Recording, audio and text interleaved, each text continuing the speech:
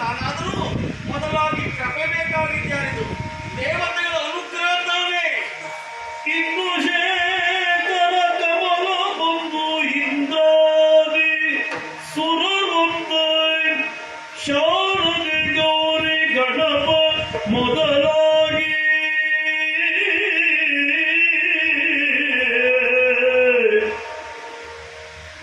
ರಘುನಂದನನ ಧ್ಯಾನಿಸುತ್ತ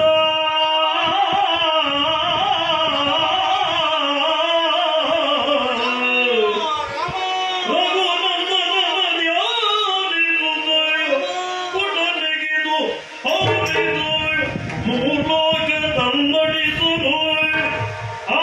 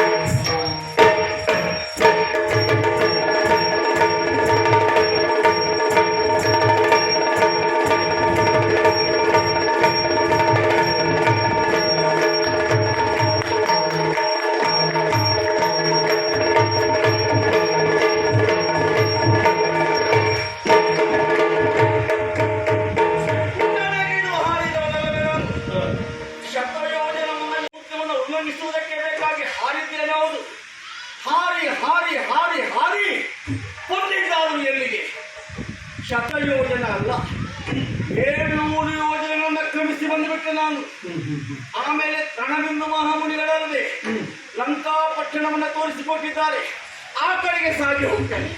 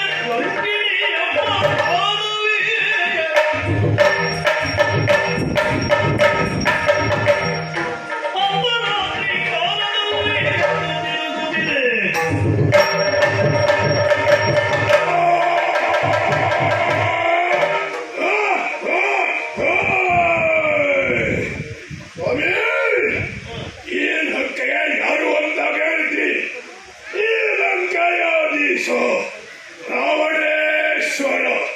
ಹಾಗೆ ಈ ಲಂಕೆಯ ರಕ್ಷಕರಾಗಿದ್ದವರು ಯಾರು ಕೇಳಿದೆ? ಈ ಲಂಕಿಣಿ. ನಾನಿಲ್ಲದೆ ಹೋದ್ರೆ ರಾವಣನಿಲ್ಲ. ಯಾಕೆ ಈ ಮಾತು? ನಾನು ಈ ಲಂಕೆಯ ಆ ಕಾರಣಕ್ಕಾಗಿಯೇ ನಮ್ಮೊಡೆಯರಾಗಿರುವಂತಹ ರಾವಣೇಶ್ವರ ಸಂತೋಷದಿಂದಿದ್ದಾನೆ. ಹೌದು ಹೌದು ಹೌದು, ನನ್ನ ಕಾವಲು ಅಂದ್ರೆ ಅಷ್ಟು ಭದ್ರವಾಗಿರುವಂತಹ ಕಾವಲು. ಹೌದಪ್ಪ, ಒಂದು ಸೊಳ್ಳೆಯೂ ಸಹ ನನ್ನ ಅಪ್ಪಣ ವಿನಃ ಪ್ರವೇಶಿಸುವ ಹಾಗಿಲ್ಲ, ನುಸುಳುವುದೂ ಇಲ್ಲ. ಅಷ್ಟು ಭದ್ರ ಕಾವಲು ನನ್ನದು. ಏನೇ ಇರಲಿ, ಎಂದಿನಂತೆ ಇಂದು ನಾನು ಕಾರ್ಯಯುಕ್ತವಾಗಿ ಈ ಸ್ಥಳದಲ್ಲಿ ಬಂದು ನಿಂತಿದ್ದೇನೆ. ತಡ ಮಾಡುವುದಿಲ್ಲ. ಹೀಗೆ ಒಂದು ಸೀನ್ಯವಾಗಿಲ್ಲ.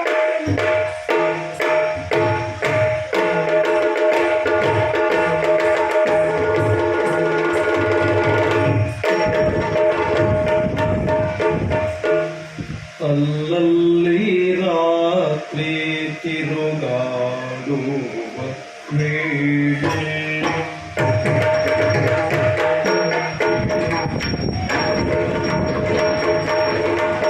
ಅಲ್ಲಲ್ಲಿ ರಾತ್ರಿ ತಿರುಗಾಡುವ ವೇಳೆ ಅಲ್ಲಲ್ಲಿ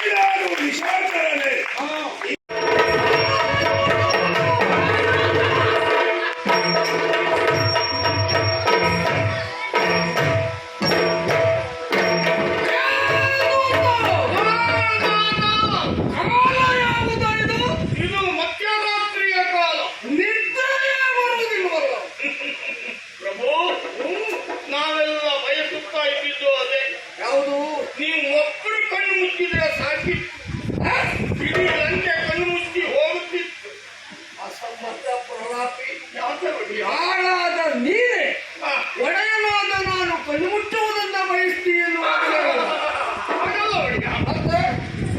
ಅನ್ನ ಕೊಡುವ ಅರಸನಿಗೆ ಸುಖದ ನಿತ್ಯ ಇಲ್ಲ ಅಂತಾದರೆ ಆಳಾಗಿ ದುಡಿಯುವ ನಮ್ಮಂತವರಿಗೆ ಎಲ್ಲಿ ಸುಖದ ನಿತ್ಯ ಬಂದಿದ್ದು ಹೇಳಿ?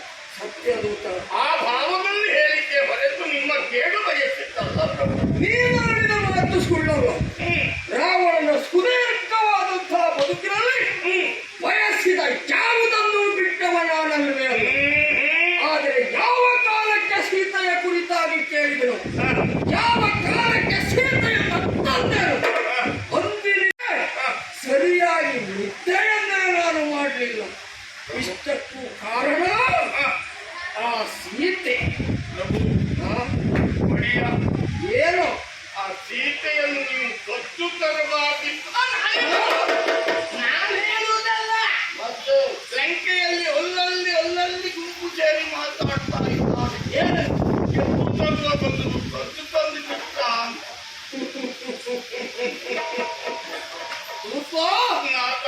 ಕಾಣುವವರ ಕಣ್ಣಿಗೆ, ಕೇಳುವವರ ಕಿವಿಗೆ ರಾವಣ ಸೀತೆಯನ್ನು ಕತ್ತ ಅಂತ ಅನ್ನಿಸಬಹುದು ಅಲ್ಲವೇ?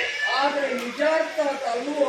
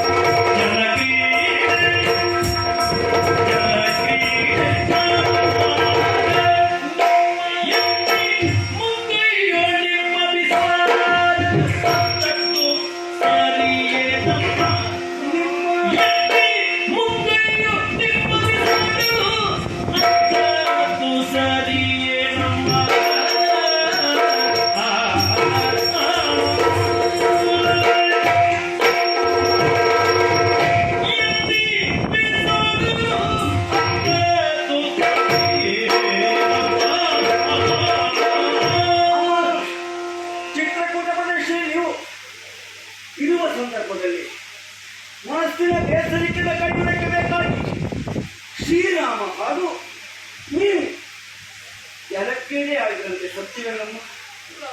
ಹಾಗೆ ಜನಕ್ಕೇನೆ ಆಡುವ ಕಾಲದಲ್ಲಿ ನನ್ನ ಒಡೆಯ ರಾಮಚಂದ್ರಕ್ಕೆ ಬೇಕಾಗಿ ನಿಮ್ಮನ್ನ ಎತ್ತಿ ಮುನ್ನೈಯಿಂದ ನೀರಿಗೆ ಹೀಗೆ ಬೀಸಾಡಿದ್ದಾರೆ. ಸತ್ಯವೇನಮ್ಮ. ಹಾಗೆ ಬೀಸಾಡಿದಾಗ ನೀವು ಅಳುತ್ತಾ ಮತ್ತೊಬ್ಬರ ಮನೆ ಹೆಣ್ಣು ಮಕ್ಕಳನ್ನು ತಂದು ಹೀಗೆ ಗೋಳೈಸಿಕೊಳ್ಳುವುದು ಸರಿಯೇ ಅಂತ ಪ್ರಶ್ನೆ ಮಾಡಿದ್ರಂತೆ. ಸತ್ಯವೇನಮ್ಮ. ಬಿಡಿ ಅಮ್ಮ, ಇನ್ನೂ ಗುಪ್ತ ಸಂಗತಿಯನ್ನು ಹೇಳ್ತೇನೆ. ರಾಮಚಂದ್ರ ಹೇಳಿದ್ದು ಮಗುವಾಗಿ ನಿಮ್ಮಲ್ಲಿ ಹೇಳ್ತೇನಮ್ಮ. ನಾನು ನಿಮ್ಮ ಬಲ ತೊಡೆಯ ಮೇಲೆ ಮತ್ತೆ ಲಾಂಛನ ಉಂಟು. ನಿಮ್ಮ ಪಾದಗಳಿಗೆ ಮಧುಮ ರೇಖೆಗಳು ಉಂಟಂತೆ. ಸತ್ಯವೇನಮ್ಮ. ಸತ್ಯ. ಇವನಾಡುವ ಮಾತುಗಳೆಲ್ಲವೂ ಸತ್ಯವಾದರೂ ನಂಬಿಕೆ ಬರುತ್ತಿಲ್ಲ.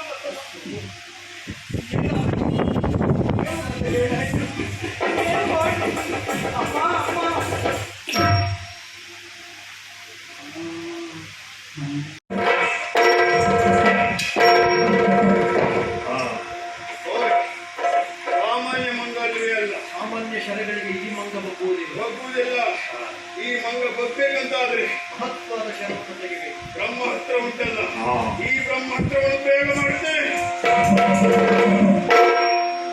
ಶರಣಿನ ನಾಗ ಬಂಧಿಸುವ ಬ್ರಹ್ಮಾಸ್ತ್ರ ಹನುಮನ ಕೊಂಡೊಯ್ದ ನಾಗದ ಪದವಿ.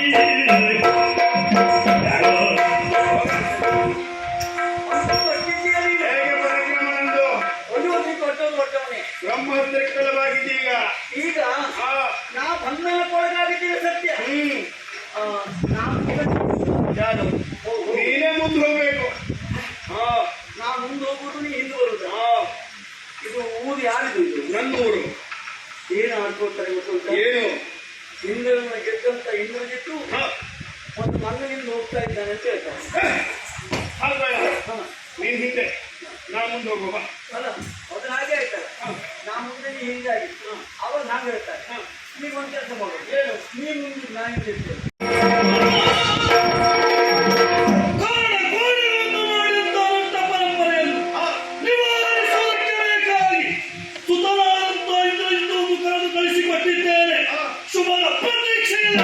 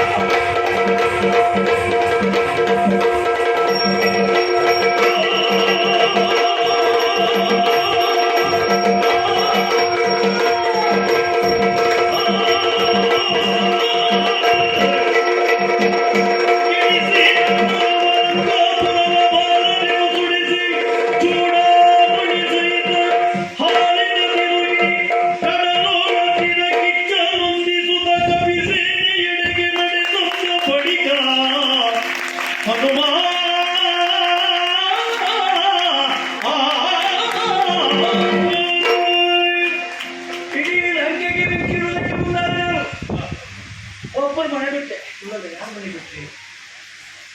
ಬಾಗಿಲ ಹತ್ರ ಮನೆ ಒಂದೇ ಇಟ್ಕೊಳ್ಳಿಲ್ಲ. ಹೌದು. ಹಾಗೆ ನಮ್ಮ ರಾಮನ ಭಕ್ತರು ಯಾರವ? ಪರಮ ಭಾಗರು. ಪರಮ ಭಾಗವತ ಶ್ರೇಷ್ಠ ವಿಭೀಷಣನ ಮನೆಯನ್ನು ಬಿಟ್ಟು ಉಳಿದೆಲ್ಲರ ಮನೆಗೂ ಬೆಂಕಿಟ್ಟವ ನಾನು. ಆ ಬಳಿಕ ಸಮುದ್ರದ ನಿವಾರವನ್ನು ಹತ್ತಿಸಿ ಬೆಂಕಿಯನ್ನು ಆರಿಸಿಕೊಂಡೆ. ತಡೆಯಾಕೆ ಲಂಕಾ ದಹನವೇ ಆಗಿ ಹೋಯಿತು. ರಾಮನನ್ನು ನೆನೆಯುತ್ತಾ ಸೀತೆಯನ್ನು ಮತ್ತೊಮ್ಮೆ ಮನಸ್ಸಾಗಿ ಜಾರಿಸಿ ಈ ಲವಣ ಸಮುದ್ರವನ್ನು ಉತ್ತರಿಸಿ ಋಷ್ಯಮುಖ ಪರ್ವತ ಸೇರಿಕೊಳ್ಳುತ್ತೇನಂತೆ. ರಾಮ ರಾಮ ರಾಮ ರಾಮ ರಾಮ ರಾಮ.